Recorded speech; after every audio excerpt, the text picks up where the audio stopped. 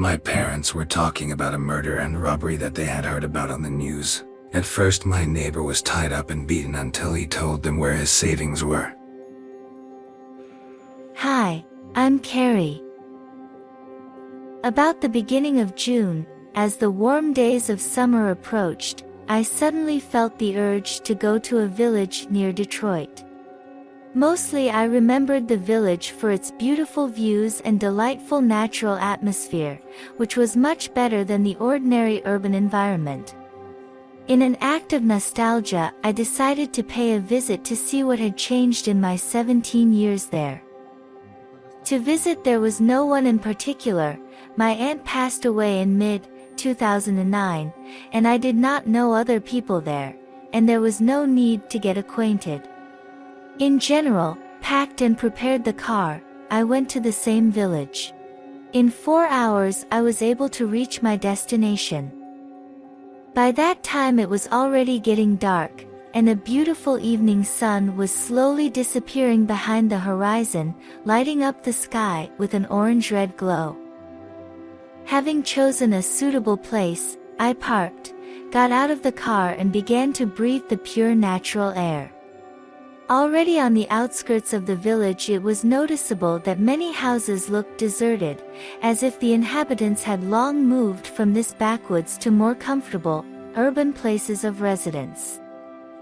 I could tell by the dark windows and the lack of smoke from the chimneys, though it was hard to tell at first glance. In any case, I took a sip of water from the bottle, stretched and moved toward the street where my aunt's house stood. It is worth describing the very surroundings of the village. It stood on the border of a coniferous forest 7 to 9 kilometers from the main road. The terrain was almost flat, and only in some places it was curved by small hills. The road I was walking on went slightly to the left, and along its perimeter were the houses themselves to the right and left. Some of the houses, by the way, still had lights on, which meant that the village was not yet completely abandoned. But the feeling of lifelessness was still with me, as if I was really alone in this serene place. There were no lights in the village, of course, which meant that it was worth getting back to the car before it got completely dark, lest I run into some root or rock in the darkness. It was a shame that I had to get here so late, but I could have slept in the car anyway and continued my walks in the morning. Nevertheless, it was quite pleasant to walk in the evening in such a quiet atmosphere, listening to the crickets and a light breeze. So I did not hurry back, but decided to go to my aunt's house to check its condition. At that time I had no idea what I would encounter that night. Walking through vaguely familiar streets and yards, I finally found the place. It turned out that the house was still standing intact, and someone's car was parked in its yard. Apparently, after my aunt died, someone had purchased the house and was still living there today. It was nice to see this yard, this street again. Everything was almost exactly as I remembered it from my childhood. Only the color of the fence had changed and there were some new decorations, but it didn't change much.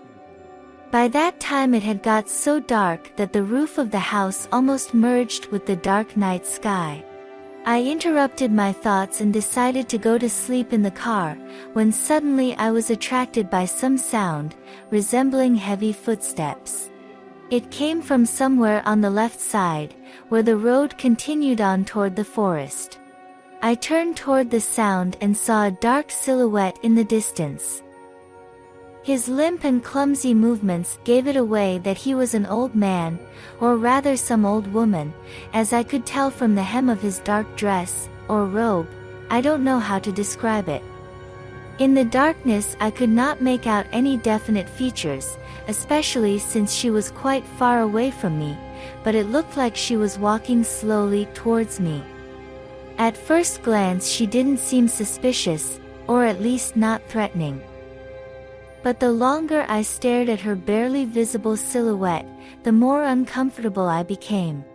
Something was obviously wrong, but I couldn't quite put my finger on it. And when we were separated by about 18 meters, I was suddenly struck by a shocking thought: she was much taller than I had first thought. Compared to the fence against which she was walking toward me, she was at least 3 meters tall. She was dressed in dark clothes, but even through them I could see how thin and lanky she was. And the heavy footsteps from her boots grew louder and louder as she approached. At that moment, I just couldn't move from my seat as I was struck and horrified by the situation. 3-meter tall people can't be in the world, and here they are. They gave me the fuel for my nightmares. Being unable to think straight, I immediately took my phone out of my pocket and turned on the flashlight, so as to take a closer look at what I first thought was an ordinary grandmother. And apparently, it was certainly not worth it.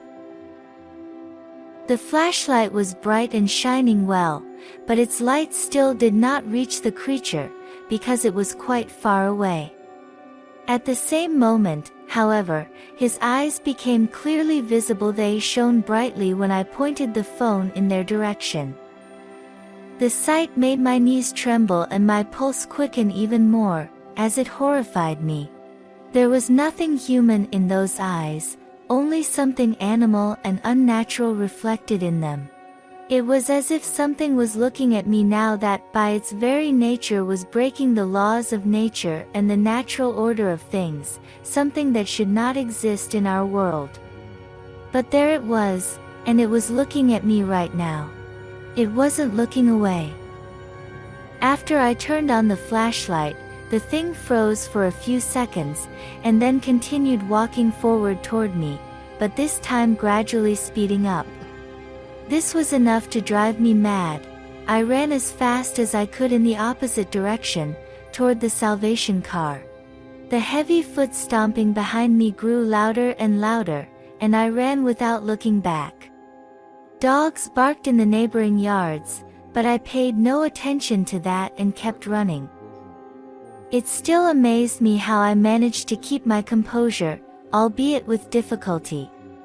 At last I finally made it to my cherished car, climbed inside, shoved the keys in as hard as I could, almost breaking them, gave the gas and sprinted out of there, with tears in my eyes and on the verge of fainting. I looked in the rearview mirror and made sure that the creature was no longer following me. I laughed in a fit of hysteria, but then I gradually came to my senses. I drove to the nearest gas station, parked, and fell asleep in the car. In the morning I already felt better than I had at night. But the night's walk was still on my mind, so much so that I couldn't stop thinking about it. It reminded me of my childhood, when I was at my aunt's house and often heard dogs barking outside at night, and my aunt said they had been barking for a long time, but no one could figure out the reason for it. Eventually I just went home and never went back to that village. Since that day, I often woke up with terrible nightmares. You know, it's not easy to forget such a horror. In recent days, my condition has returned to normal. And now I'm not as creepy as before. But I still can't forget that night. If you liked the story, please subscribe and like. Till tomorrow.